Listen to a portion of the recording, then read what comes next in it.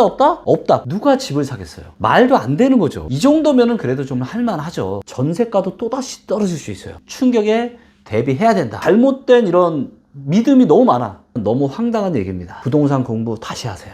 다시 하세요. 좀 제발. 다 틀렸잖아요. 이거는 부정할 수 없다.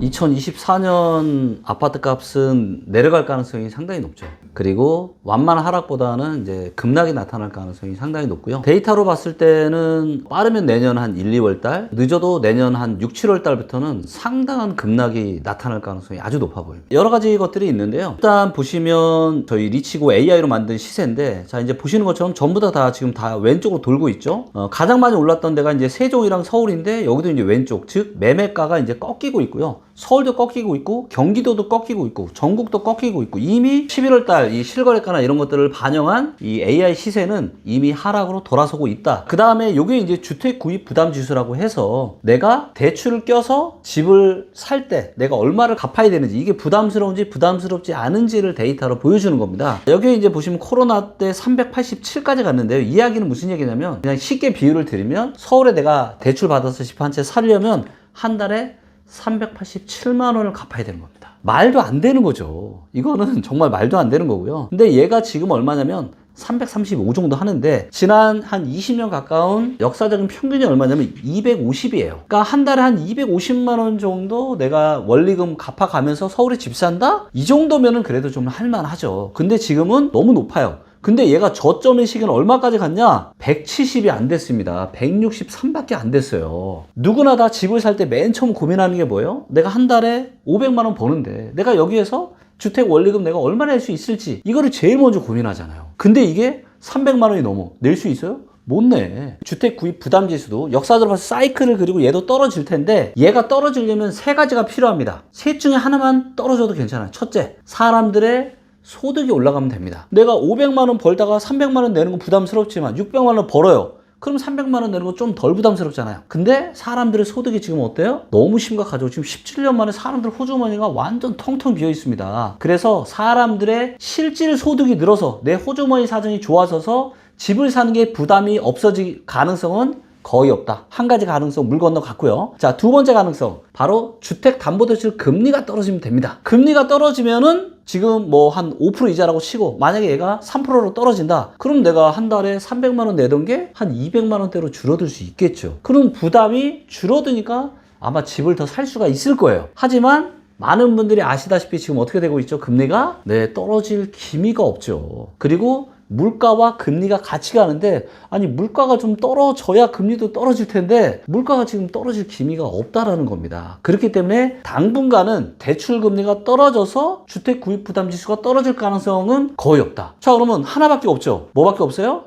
바로 주택 가격이 떨어지는 것 이외에는 방법이 없습니다. 그러면 지금의 소득과 주택담보대출 금리가 지금과 유사하다라는 전제 조건 하에, 그럼 주택 가격이 몇 퍼센트 빠져야 역사적인 평균이나 역사적인 저점까지 떨어질 거냐를 수학적으로 정확하게 계산을 해보면 25%에서 50%입니다. 그 얘기는 무슨 얘기예요? 그 정도 고평가이기 때문에 수학적으로 따져보면 20에서 40%가 떨어져야 되는 거예요. 앞으로 혹시라도 2013년, 14년처럼 그런 엄청난 절호의 기회가 올지 안 올지는 그 누구도 모르겠지만, 일단 데이터가 얘기하는 거는 뭐냐? 사이클은 있고, 이 사이클을 봤을 때 서울의 아파트 가격은 최소한 20에서 많게는 40% 떨어질 가능성이 있다. 즉, 우리는 충격에 대비해야 된다. 이런 말씀을 좀 드리고 싶고요. 그 다음에 무엇보다 중요한 데이터입니다. 그게 바로 뭐냐? 월세를 껴서 서울의 아파트를 투자했을 때 월세 수익률과 은행 예금이자를 비교하는 겁니다. 제가 직관적으로 말씀드려볼게요. 자, 만약에 은행에서 10% 이자를 줘요. 은행 예금하면 부동산 투자 하시겠어요? 주식 투자 하시겠어요?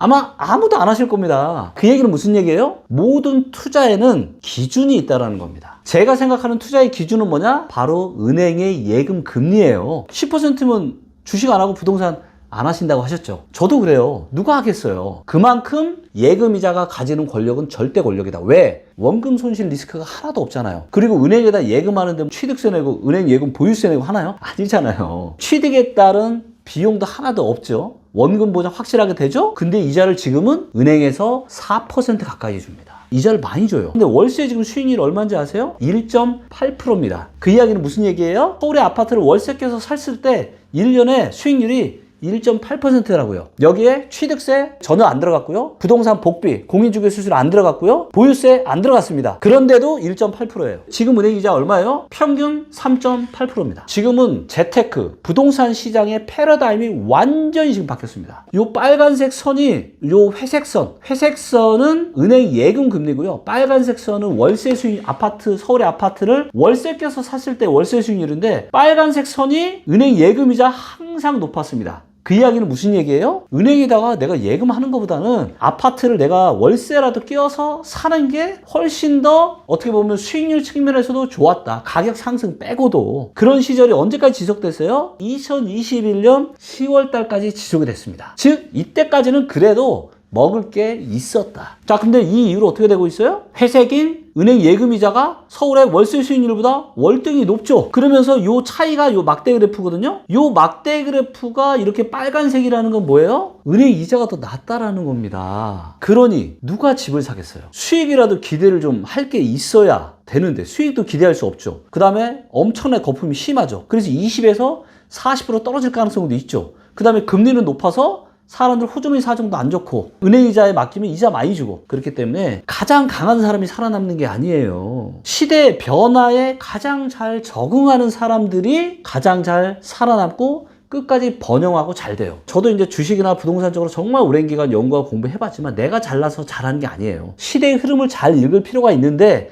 이 재테크 부동산 시장의 흐름의 원탑은 누구냐? 바로 은행 예금 이자라는 거예요. 꼭 명심하셨으면 좋겠고 물론 제가 한국 부동산 끝났다 절대 이거 아닙니다. 기회는 또다시 옵니다. 기회는 나중에 잡으시면 되고요. 자, 그 다음에 지금 서울의 부동산 시장이 확실하게 싸늘해지고 있다는 또다시 강력한 증거가 있는데 이게 뭐냐? 바로 수급 데이터라고 하는 건데요. 요 파란색 선 있죠? 요게 뭐냐면 매도자 많음입니다. 즉 무슨 얘기냐? 부동산에 와서 내 거 부동산 좀 팔아줘요 라고 하시는 분들이 많아지면 얘가 올라가는 거예요. 그런데 얘가 언제 바닥을 찍었냐면요. 8월 14일 날 바닥 찍고 이후로 계속 올라오고 있습니다. 그래서 제가 9월 달에 뭐라 그랬어요? 8월 달 중후반부터 일부 데이터가 지금 안 좋아지고 있다. 그래서 9월 달하고 10월 달 데이터를 아주 유심히 있게 봐야 되고 10월 달 데이터까지 이렇게 안 좋아지면 이제 단기 반등 끝나고 2차 하락 시작된다. 라고 제가 계속 말씀드렸는데 11월 달 딱 되니까 어때요? 이미 분위기 안 좋죠. 보시면 얘가 언제 고점을 찍었냐면 11월 말 2022년 11월 말에 매도세가 고점을 찍었는데 1월 3일 부동산 대책이 딱 나오면서 어떻게 됐어요? 매도자 많음이 확 줄어들면서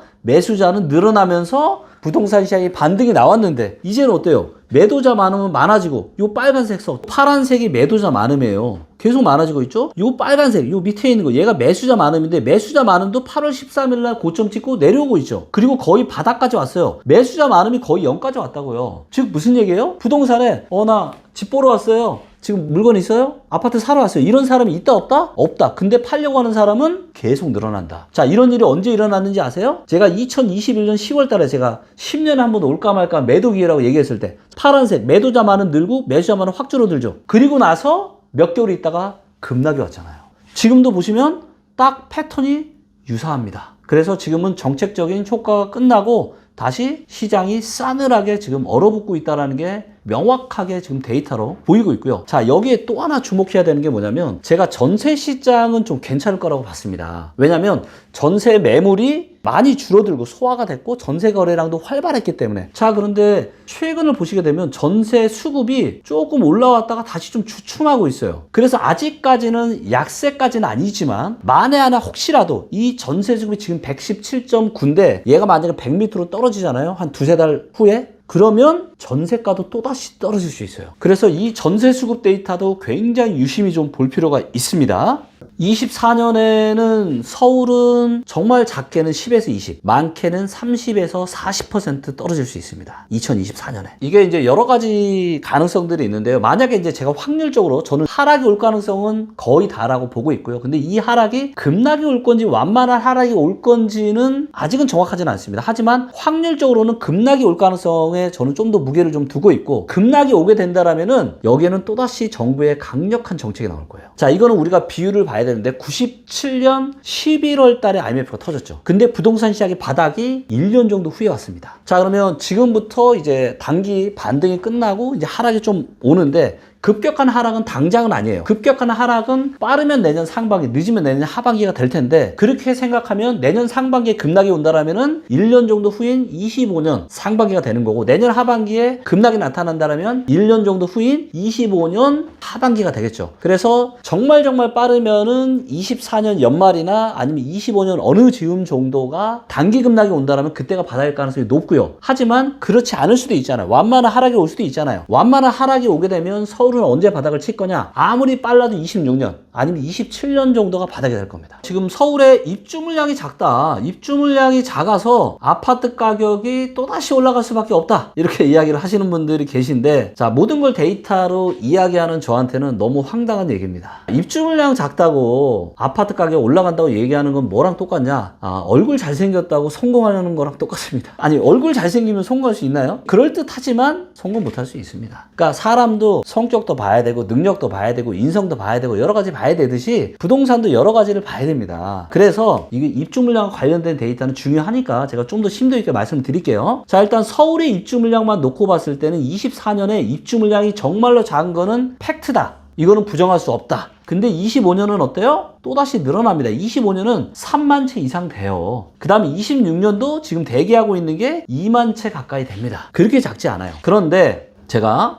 직관적인 예를 한번 보여드릴게요. 입주 물량 데이터만 보도록 하겠습니다. 저는 제가 부동산 빅데이터를요, 제가 2016년부터 연구한 사람입니다. 지금 벌써 횟수로 거의 한 8년째. 그리고 이제 지금은 제 뒤에 전 세계 최고의 인공지능 개발자는 지금 개발자만 수십 명이 있어요. 그 얘기는 무슨 얘기예요? 그 누구보다 정확하게 데이터를 잘 파악하고 있다. 입주 물량? 자, 김기원이 가장 많이 알겠습니까? 다른 분이 가장 많이 알겠습니까? 자, 제가 말씀드릴게요. 입주 물량 하나 가지고 지금 서울이 입주 물량 작으니까 전세가 폭등하고 이게 매매가 다시 폭등 불러올 거다 라고 얘기하는 건 뭐다? 새빨간 거짓말일 가능성이 아주 높다라는 걸 제가 데이터로 보여드릴게요. 이와 유사한 시기를 제가 보여드리겠습니다. 이거 보이시죠? 이게 특정 지역의 입주 물량 데이터입니다. 자, 특정 지역의 입주 물량 데이터를 보니까 2011년, 12년, 13년, 14년 무려 4년을요 입주 물량이 진짜 작았습니다. 이 지역의 아파트 가격 과연 어떻게 됐을까요? 2011, 12, 13년에 폭등했겠죠. 그분들 얘기대로라면. 근데 폭락까지는 아니지만 대세 하락을 했습니다. 이 지역이 바로 어디냐? 여기가 경기도예요. 경기도에 11, 12, 13, 14년에 이렇게 입주 물량이 없었다고요. 그런데 11, 12, 13년 어떤 일이 일어났습니까? 하우스포, 역전세 난리 났잖아요. 집 가진 사람이 얼마나 고통스러웠습니까? 절대로요, 이 부동산 시장에는 제가 보니까 뭔가 잘못된 이런 믿음이 너무 많아. 그 중에 대표적인 두 가지가 있는데 첫 번째, 입주 물량 작으면 올라간다. 둘째는 뭐냐? 전세가 올라가면 또 매매가 올라간다. 그렇게 얘기하시는 분들 제가 돌직구 한번 알릴게요. 부동산 공부 다시 하세요. 다시 하세요. 좀 제발. 그리고 본인의 그런 말이 많은 사람들의 인생에 얼마나 중요한 영향을 미치는데 그렇게 함부로 얘기하세요. 입주 물량이 제가 중요하지 않다는 말씀을 드리는 것이 아니라 입주 물량 하나만 가지고는 절대로 전세가 하나만 가지고는 전망 틀릴 수 있다는 걸 제가 말씀드리는 겁니다. 그리고 반대로 보세요. 17년, 18년, 19년 입주 물량 어땠어요? 수도권에 폭탄이었죠? 그래서 기사 찾아보세요. 기사를 2017년, 18년에 어떤 기사가 제일 많이 나왔습니까? 수도권 입주 폭탄, 아파트 가격 절대 올라갈 수 없어 라고 전문가의 80% 이상이 주장했습니다. 어떻게 됐어요? 다 틀렸잖아요. 그래서 입주 물량 하나만 가지고 시장을 전망하는 거는 정말 위험하다라는 걸 꼭 명심하시고요. 그리고 입주 물량이라는 거는 절대로 특정 지역만 보시면 안 됩니다. 직주 근접이 같은 지역을 같이 봐야 돼요. 자, 수도권은 직주 근접이 되죠? 그래서 서울만 보지 마시고 수도권 전체적으로 입주 물량을 보는 게 중요합니다. 보시는 것처럼 수도권에도 11년, 12년, 13년, 14년 작았죠? 작았는데 입주 물량이 작아진 몇 년째부터 상승했어요? 4년째부터 상승이 시작했어요. 2014년부터. 자, 그러면 입주 물량 내년에 작아요? 안 작죠? 안 작아요. 자, 25년 작아요? 안 작죠? 안 작아요. 자, 언제부터 작아요? 26년부터 작습니다. 26년부터는 확실하게 줄어드는 거는 맞아요. 하지만 당장은 공급 때문에 뭐 전세가 폭등하고 이게 또 매매가 폭등한다? 이거는 틀릴 가능성이 아주 많다. 그리고 만약에 그렇게 되면은 경매물건이 어떻게 해야 돼요? 경매물건이 줄어야지. 경매물건이 늘어도 지금 낙찰이 팍팍 돼서 낙찰률이 지금 50%, 60% 지금 찍어야죠. 근데 그런 시장이 아니잖아요. 매물은 쌓이고 경매권도 계속 쌓이고 낙찰을 안 되고 진짜 지금 상황이 굉장히 지금 심각한 상황이다라는 걸 제가 다시 한번 말씀을 좀 드리도록 하겠습니다. 마지막으로 요 중요한 데이터 하나 또 말씀드리겠습니다. 결정적인 데이터. 이게 뭐냐? 바로 현장에 있는 공인중개사분들이 시장 전망하는 거예요. 근데 이게 생각보다 되게 정확합니다. 통계는 어떻게 만들어지냐면 공인중개사분들이 입력을 하는 거예요. 그래서 앞으로 3개월 뒤에 매매가가 올라가겠다, 아니면 전세가가 올라가겠다 라고 하는 건데, 이게 얼마나 정확하냐면요, 자 보시면 이게 과거에 바닥이 언제 찍었냐, 2022년 12월 달에 최악이고 12월 달 1월 달부터 얘가 올랐어요. 이렇게. 그리고 전세도 1월 달부터 올랐어요. 그러니까 1월 달에 바닥 찍고 2월 달부터 올랐다고요. 자, 근데 수도권 서울 부동산 시장 언제부터 올랐어요? 2월부터 올랐죠. 역시 현장에 계신 분들이 인간 데이터가 이게 정확합니다. 이제 꺾였어요, 안 꺾였어요? 자, 전세 꺾였죠? 매매 꺾였죠? 지금 전세는 좀 약하게 꺾였지만 매매는 확실하게 지금 꺾였다. 그래서 현장에 계신 공인중개사 분들조차 지금 3개월 뒤에 서울의 아파트 가격은 떨어질 거라고 지금 전망을 하고 있는 겁니다. 자, 지금 제가 한마디라도 제가 제 개인 생각을 가지고 말씀드렸던 게 있나요? 없죠. 여러분들께서 보시기에는 이 모든 데이터를 그냥 하나의 차트로 보이시지만 여기에는 지금 억대 연봉의 수십 명의 개발자가 붙어서 데이터를 매일 집계하고 수치화하고 통계화하고 AI 머신에 돌려서 그렇게 나오는 겁니다. 그리고 이거를 통해서 저는 부동산 시장을 아주 정확하게 전망을 해왔고요. 그래서 이 모든 데이터들이 지금 이야기하는 바는 뭐다? 서울의 단기 반등 끝났다. 이제는 대세 하락이 또다시 올 거다라고 이야기를 하고 있습니다. 저는 앞으로도 데이터에 근거해서 많은 분들의 부동산 의사결정에 많은 도움을 드릴 수 있도록 그렇게 해 나가도록 하겠습니다. 그래서 오를 때 또 저평가되어서, 지금은 좀 고평가되었지만 또 저평가되어서 집이 살만할 때는 또 나와서 제가 이제는 좀 집을 살만하니까 좀 사십시오, 그렇게 말씀드리고 싶고, 그렇게 해서 제가 원하는 세상은 너무 부동산의 급등락은 너무 많은 사람들과 기업들에게 좋지 않다라고 생각합니다. 그래서 완만한 물가 상승 정도의 부동산 시장이 모두를 위해서 저는 좋다. 그리고 그거를 만들기 위해서는 뭐가 중심이 돼야 된다? 저는 데이터가 중심이 돼야 된다. 그래서 많은 분들이 데이터에 근거해서 인생에서 가장 비싼 구매 의사결정인 부동산에 대한 의사결정을 과학적으로 똑똑하게 한다면 과연 어떻게 될까요? 아마 부동산 시장이 굉장히 완만화되고 결국은 그것들이 대한민국의 부동산 시장 안정화에 이바지하지 않을까 싶습니다. 저는 또 다음 기회에 또 찾아뵙도록 하겠고요. 우리 표영호 대표님 영상 항상 저도 응원하면서 지켜보고 있고, 많은 분들 응원해 주시고 지지해 주시면 감사하겠습니다. 고맙습니다.